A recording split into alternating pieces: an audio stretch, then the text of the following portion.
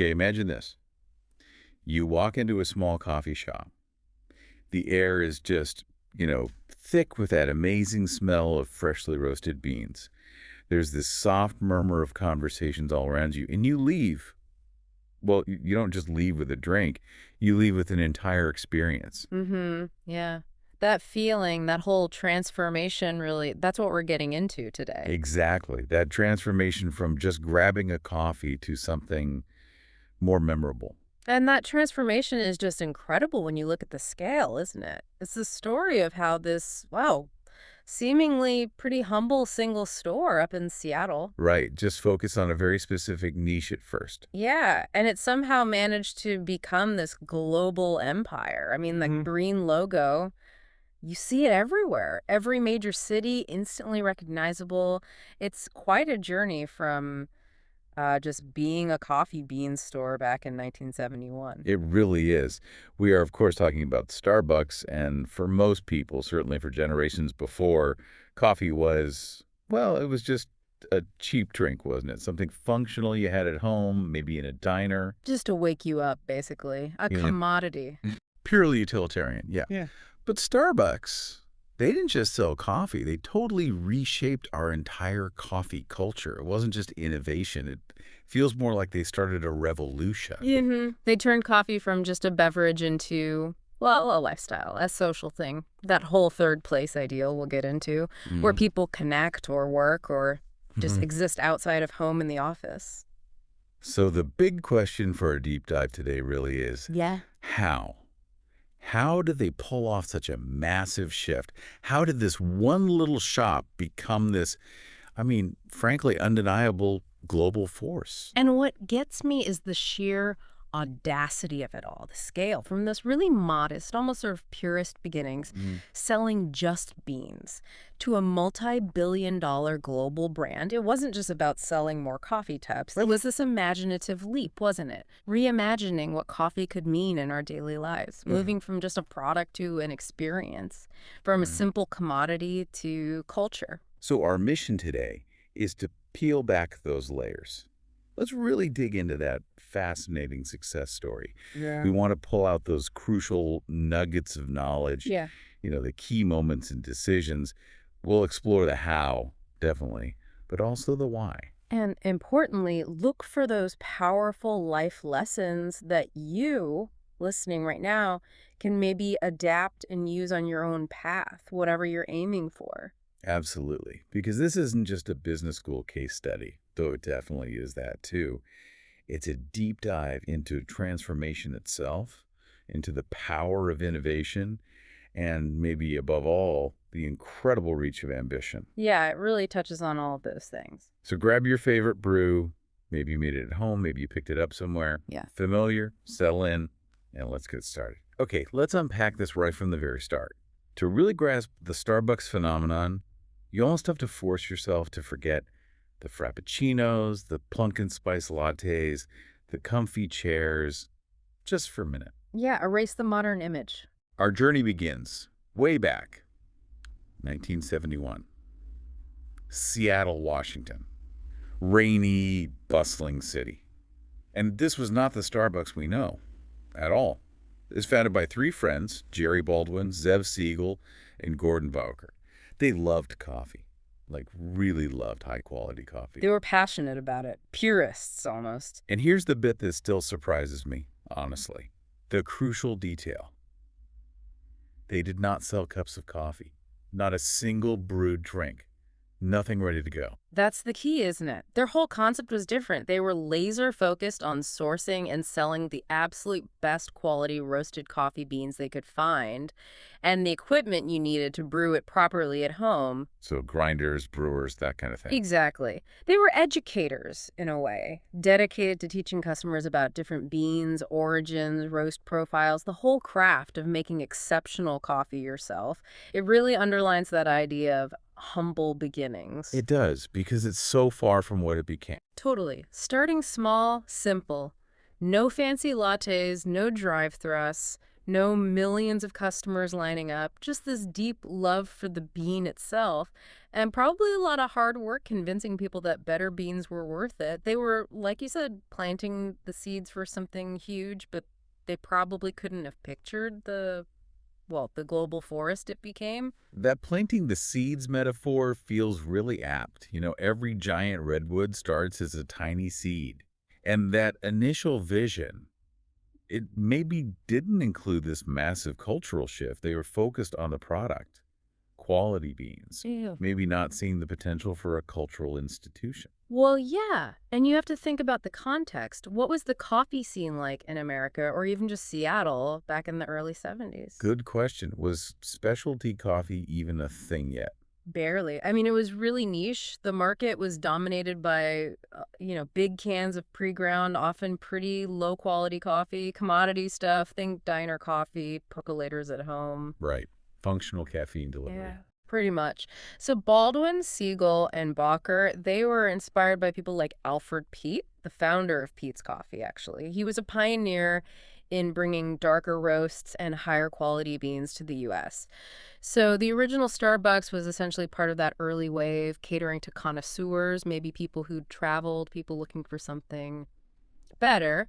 But it definitely wasn't mainstream. They built their reputation quietly on quality and education, one bag of beans at a time. Okay, so they're building this niche business focused on quality beans. Yeah.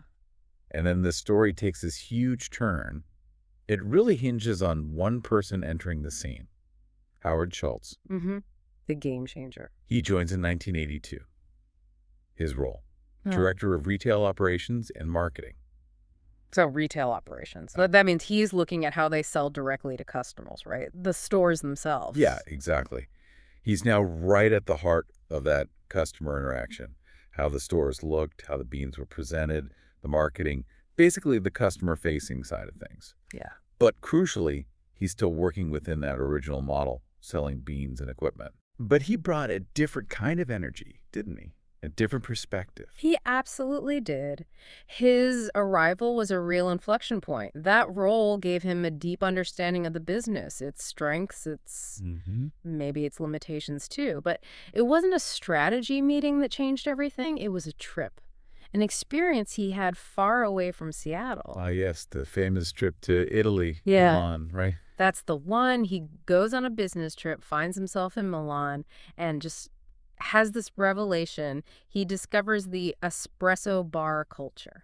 And what was it about that culture that was so radically different from what he knew back home or at Starbucks? Everything, basically. What he saw in Italy wasn't just shops selling coffee. It was like a daily theater, a core part of social life, these vibrant, buzzing places. Yeah. People packed in, maybe just for a quick espresso shot, standing at the bar, maybe lingering a bit longer, talking, laughing. Just this incredible energy, a real sense of community ritual. It was loud, it was fast, it was intimate, it was like a public living room. Whereas in America, coffee was more private or just functional. Pretty much. A quick cup at home or a bottomless mug at a diner. In Italy, Schultz saw coffee as the reason for connection, the catalyst for community. And it just hit him, this feeling, this experience it was missing in America. He sees this energy, this connection, Mm-hmm. and the light bulb goes off. Mm-hmm. What was that specific aha moment, that realization about Starbucks' potential? It wasn't just, oh, they serve espresso differently. It was deeper. He saw an unmet human need. He thought, literally, why can't Starbucks be like this back home? And this is where the idea of vision becomes so powerful. Okay. Vision isn't just seeing what's there. It's imagining a completely different future, believing in something that doesn't exist yet. Schultz's vision wasn't just about selling espresso drinks other places did that. It was about creating a new ritual, a cultural space. Like an antidote to modern isolation almost. Kind of, yeah. Offering this affordable luxury, a daily moment of connection or comfort. He started thinking not just about beans, but about belonging, about a consistent, welcoming experience. That was the revolutionary part. It was a bet on what people needed, even if they didn't know it yet. The need for that third place. Wow. So he comes back from Italy completely fired up with this huge idea, this vision, and he presents it to the original founders, Baldwin, Siegel, and Bowker, the guys who started it all focused on those beans. You can picture the scene, right? Schultz, buzzing with enthusiasm, painting this picture of Italian espresso bars, the community, the vibe. And the founders, what was their reaction? Polite but firm. No, thanks, but no thanks. They wanted to stick to selling coffee beans. His cafe vision just didn't align with their purist, product-focused approach. Ouch. That must have been tough. Absolutely. And this is a perfect example of resistance. It's that natural pushback you get when you try to change something established. It's not always mean-spirited. It's often about protecting what you've built, what you know works. Right. Their bean business was successful in its own way. Schultz's idea was, well, it was a massive pivot. Different skills, huge investment, changing the company's whole identity. Totally understandable why they'd hesitate. They believed in the quality of the bean, the home brewing craft. But for Schultz, who'd seen this other possibility, it must have been incredibly frustrating. A real roadblock. But clearly his belief was stronger than their resistance. Yeah. He didn't just give up when they said no. Not at all. His conviction in that Italian model, that third-place vision, was just too strong. So he made a really bold move. He actually left Starbucks. He left. Wow. Yep. Took a huge risk and started his own coffee bar company called Il Giornale, based on that Italian experience he loved. He basically said, okay, if I can't do it here, I'll do it myself. That takes guts. It really does. And then a few years later, in 1987, the opportunity came up to buy Starbucks from the original founders. He managed to raise the money, a significant sum back then, and he bought the company he'd originally worked for. So he bought Starbucks and essentially merged his Il Journal vision into it. Yeah. Exactly. It's such a key lesson, isn't it? Success often starts with an idea, hits resistance, and needs someone bold enough with enough vision and maybe sheer stubbornness to push through. Without Schultz, without that vision and his willingness to fight for it, Starbucks probably would have just stayed a local Seattle bean shop. His ambition set the stage for the revolution. Okay, so 1987, Schultz is now in charge, bringing his Il Journal Cafe concept fully into the Starbucks brand. And here's that number that just, well, it boggles the mind today. How many stores did Starbucks have then? 17. Just 17 stores. 17. When you think about the, Huh. what is it, tens of thousands now globally, it's almost unbelievable. It really puts his ambition into perspective. It absolutely does. It highlights the incredible scale of the expansion that was about to happen. What Schultz brought wasn't just a new menu, it was this extraordinary ambition.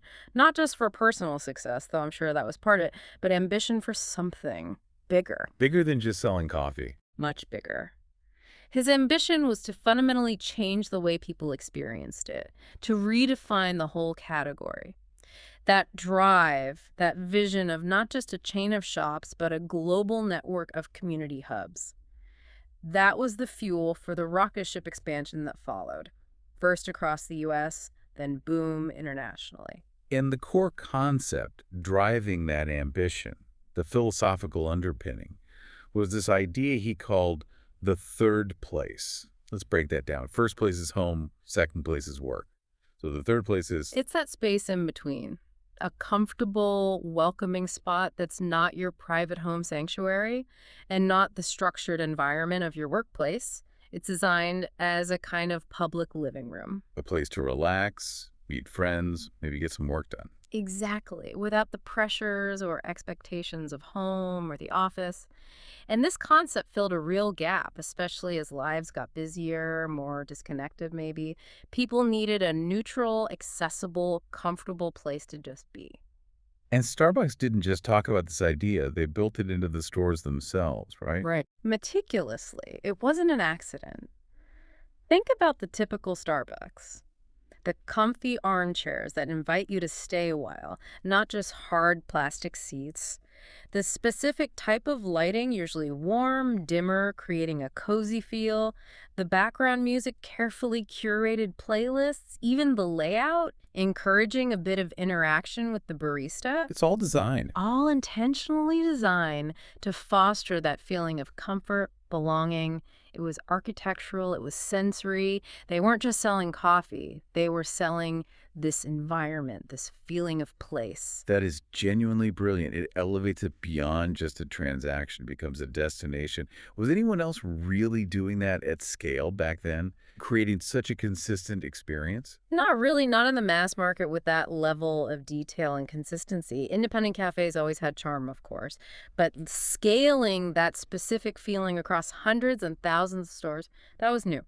And it leads right into building the brand. Right, because brand isn't just the Green Mermaid logo, Yeah. it's everything else. It's the whole feeling, the emotional connection, the image people have in their minds. Starbucks built its brand identity layer by layer around that third place experience, making it something you could count on. Like the smell. That hit of coffee when you walk in. That's a huge part of it, a deliberate sensory signature. Then the interactions aiming for friendly baristas, maybe remembering your name or your usual order. Personalization, yeah. The cozy seating we mentioned, the music setting a mood, it's all part of the brand promise. They're carefully managed elements creating a predictable, welcoming environment. So, like you said, customers weren't just buying caffeine. They were buying the experience, the whole package, which explains why people are often willing to pay a bit more, doesn't it? Absolutely. It's the value proposition. You're paying for the coffee, yes, but also for the reliable comfort, the atmosphere, the moment of escape or connection it provides. That comprehensive approach is what made Starbucks explode. It went beyond just coffee. Totally. It became this ritual, this affordable indulgence. And that understanding of what people really wanted combined with the ambition to scale it. Well, that's why it's now a classic case study in business schools. It showed how you could build a global service brand based on emotional connection and operational consistency. Okay, you mentioned consistency there. That feels like another massive piece of this puzzle. Let's talk about consistency, doing things the same way every time. It sounds simple, maybe even boring, but it's incredibly powerful, especially when you're growing globally. That reliability, knowing your favorite drink, that cappuccino or latte, would basically taste the same, have the same texture, the same temperature. Whether you're in your hometown or halfway across the world. Exactly. Yeah. Seattle, London, Tokyo. You knew what you were getting. That gave Starbucks a huge advantage over many smaller local places. Independent shops have unique charm, absolutely. Maybe even better coffee sometimes. But guaranteeing that uniform quality and experience everywhere, that's hard. How did Starbucks achieve that level of consistency? Through really rigorous systems, standardized bean sourcing and roasting profiles, incredibly detailed training programs for baristas manuals specifying exactly how many seconds to steam milk, the order of operations for every single drink, plus a super robust supply chain to get consistent ingredients everywhere. Wow, it's like a science. It kind of is operational excellence. And that built enormous customer trust and loyalty. In a busy, sometimes chaotic world, Starbucks became this predictable, comforting anchor. A little taste of familiarity wherever you were. That's a really powerful point. That psychological comfort of predictability. Now, obviously, this kind of rapid growth, becoming this huge global entity, it didn't happen without some bumps, right? There were challenges, criticisms. Oh, for sure. And it's important to acknowledge those. Starbucks definitely faced critics. People argued it was becoming too commercial, too corporate, that it was homogenizing cities, pushing out unique independent coffee shops. There were debates about environmental impact, labor practices, gentrification. Yeah, those criticisms are still around today. They are. But looking at the growth trajectory, especially through the 90s and early 2000s, the fact is customers kept coming. in massive numbers. Despite the critics, despite increasing competition, people voted with their wallets. It proves Starbucks had tapped into something really powerful. What was that blend? I think it was that mix of decent, reliable quality combined with that unique comfort of the third place Oh. and wrapped up in this aspirational culture. It wasn't just a fad. And to their credit, Starbucks did respond to some criticisms over time, introducing fair trade options, working on sustainability, community programs. So they adapted some way. They had to. But by the early 2000s, their status was undeniable. It was way more than just a coffee company. It truly was a global phenomenon. That green logo was everywhere, a recognized symbol in almost every major city on Earth. A testament to that initial vision, yes, but also relentless execution. It really is stunning. From that tiny bean shop where they wouldn't even sell you a cup of coffee to this. A name that means a specific experience, a consistent promise everywhere. What a climb. Okay, so we've traced that incredible arc, the humble beginnings, the Schultz vision, the explosive growth, becoming this global giant. But like we said earlier, this deep dive isn't just a history lesson. We want to pull out the threads that are valuable for you listening now. Let's shift to the big picture. What are the broader lessons here? Because it really is more than just a business story, isn't it? There's inspiration here for life, for work, maybe even for learning English. Absolutely. That's the real gold here, I think, because Starbucks' success wasn't just luck. It wasn't one single brilliant move. It was the consistent application of several powerful, almost universal principles. And these principles aren't just for building coffee empires. They're incredibly relevant for any kind of personal growth or achievement. Okay, let's break them down. First up, vision. We keep coming back to Howard Schultz's vision, transforming Starbucks from just selling beans into a whole cultural movement, that global third place. He didn't just accept the status quo. He imagined something radically different. Right. He saw potential where others saw, well, just beans. And this hits right at the heart of it for you, the listener. Are you limiting your own imagination in your career, in your projects, even in your English learning journey? Do you have a clear, compelling vision of where you want to end up? Not just a vague idea like, get better at English. Exactly. Make it specific, vivid. Maybe your vision is confidently nailing that job interview entirely in English. Or maybe it's traveling solo and easily chatting with locals, understanding the jokes, feeling connected. Picture that scene. What does it feel like? What specific frustrations does achieving that vision solve for you? What domes does it truly open? Seeing that future clearly is your starting point. It's the fuel. That's powerful. Don't just aim for fluency. Picture yourself living that fluency in a specific way that matters to you. Okay, principle number 2. Innovation. Oh. Starbucks didn't invent coffee, obviously. Coffee's been around forever. But they innovated how we experience it. They created a new way to experience something familiar. They innovated around the environment, the service, the whole package. And that's a fantastic lesson for learning English. You don't need to invent a new language. It's already here, rich and complex. Your job is to find innovative ways to practice that actually work for you. Not just staring at grammar books if that bores you stiff. Right. Maybe you love movies. Okay. Watch with subtitles, fine. But then innovate.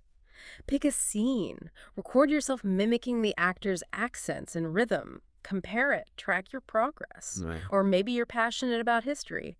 Find English language documentaries or podcasts on topics you genuinely love. Join online forums about it. So tailor it to your interest. Precisely. Find ways to make practice engaging, even fun. Use apps. Find conversation partners online who share your hobbies. Turn vocabulary learning into a game. It's about finding creative, enjoyable ways to integrate English into your life, not making it a chore. Inject your personality into the process. Making it yours. I like that. Okay, third lesson, consistency. We talked about how Starbucks built trust through reliability. That same tasting latte, that same welcoming vibe, pretty much everywhere. Dependable. And the parallel for learning is so direct, isn't it? Consistency means showing up regularly. It means studying a little bit every day rather than trying to cram it all in once in a while. Absolutely. It's the power of compounding. Small, regular efforts add up massively over time. Just like Starbucks grew steadily, one store at a time, building quality in each, your English improves word by word, practice session by practice session. So 20 minutes a day is better than 3 hours on a Saturday. Often, yes. Because it builds habit. It keeps the language fresh in your mind. That daily commitment, even when you're tired or don't feel like it, that's what builds the muscle memory for language. It's disciplined repetition that leads to fluency, not just occasional heroic efforts. The steady drip fills the bucket. Got it. Okay, number 4, adaptation. Starbucks didn't just roll out the exact same menu worldwide. They showed real adaptation. You mentioned the examples green tea lattes in Asia, dulce de leche in Latin America. They tweak things for local tastes. Yeah, they understood context matters, cultural sensitivity. So how does that apply to learning English? It means adapting your learning to your life, right? To your specific needs and goals. Exactly. Don't force some generic one-size-fits-all plan onto your unique situation. Integrate English naturally. Listen to podcasts during your commute. Practice your writing skills when you compose emails for work. Focus on vocabulary related to your job or your hobbies. Make it relevant. Make it relevant. If you love cooking, watch English cooking shows. If you're into tech, read English tech blogs. Tailor the language you're learning and the way you're learning it to serve your life, your interests, your goals. That makes it stick. It makes it useful immediately. Fit English into your life. Don't bend your life around English. Yeah. Makes sense. And the final principle, resilience. Starbucks faced plenty of headwinds, criticism, recessions, fierce competition, but they kept growing. They bounced back. They persevered. And goodness knows learning a language requires resilience. Resilience is key, isn't it? Because it's not always easy. Not at all. You will make mistakes, loads of them. You'll hit plateaus where it feels like you're stuck. You'll have days where you misunderstand something obvious or you can't find the right word, and it feels discouraging. We've all been there. Absolutely. But resilience is what helps you keep moving forward until fluency becomes reality. It's that grit, that ability to pick yourself up after a stumble, to see mistakes not as failures, but as data information about what you need to work on. It's the mental toughness to persist even when it's frustrating. Okay, so let's tie this together. We've got vision, innovation, consistency, adaptation, and resilience. When you lay them out like that, it's clear they're not just for corporations. Not at all. They're fundamental principles for growth, for achieving anything significant.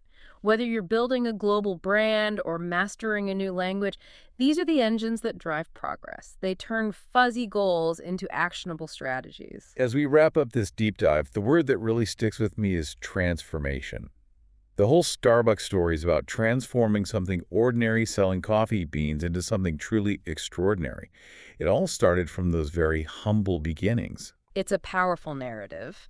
And like we said, Starbucks didn't invent coffee. It was already everywhere. What they did was give it extraordinary meaning.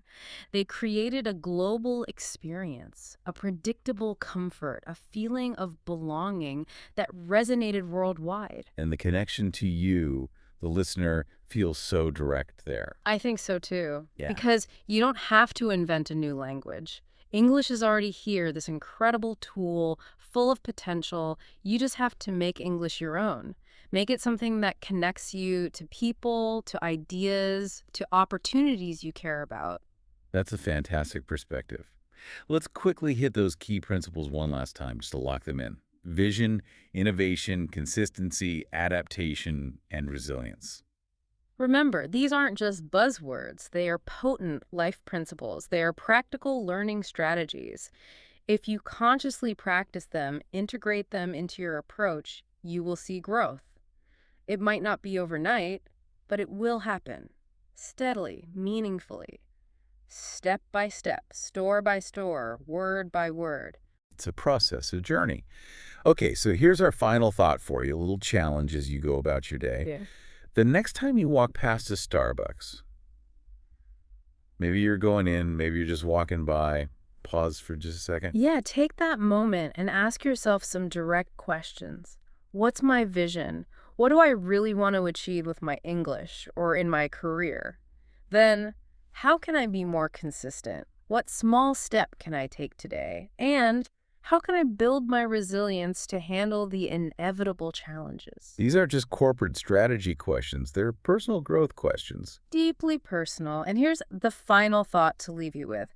If Starbucks could transform itself from one single tiny shop selling beans into a global phenomenon that changed an entire culture, just imagine what you can achieve if you bring that same kind of focus, that same energy, that same application of these principles to your own goals, Yeah. especially your English learning. It puts things in perspective, doesn't it?